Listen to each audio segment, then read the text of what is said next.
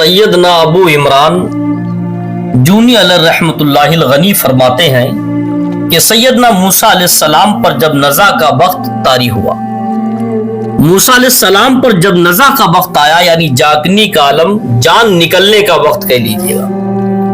जान निकलना कोई आसान बात नहीं है, जान निकलना कोई खेल नहीं, हर किसी के बस की बात नहीं। आज दुनिया पर रहकर हम लोग सोचते हैं सभी मरते हैं, हम भी मर जाएंगे, देखा जाएगा, लेकिन जान भी इतनी आसानी से नहीं निकलती है। जब ये मंजर जिस पर गुजरता है वही जानता है। जब मूसा अलैहिस्सलाम का जान निकलने का वक्त आया, जागने का वक्त आया, तो आप घबरा गए, घबराहट तारी हो गई, दहशत तारी हो गई, घबराहट पैदा हो गई।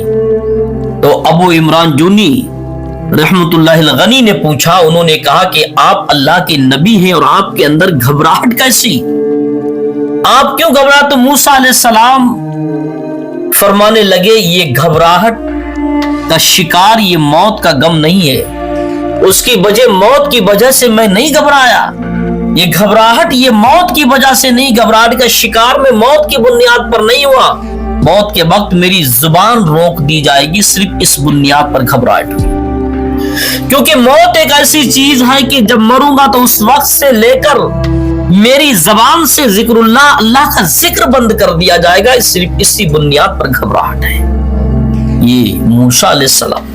और देखिए उन्होंने अपने बच्चों को नसीहतें क्या की। आज हम लोग कैसी नसीहतें करते हैं, आज हम लोग अपने बच्चों की नसीहतें कैसी करते हैं। हमारी नसीहतें सिर्फ दुनिया हासिल करने वाली रहती हैं, दुनिया कमाने वाली रहती हैं, हराम कमाने वाली अक्सर नसीहतें रहती हैं। लेकिन मूसा अलैहिस्सलाम एक अल्लाह के नबी हैं, उनकी 3 बेटियां थी, उन्होंने अपनी 3 बेटियों को नसीहत जानते हो कौन सी की थी?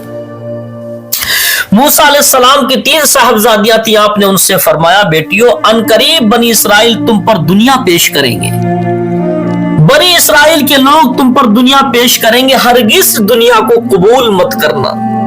इससे साफ जाहिर है कि दुनिया के लालच में मत आना।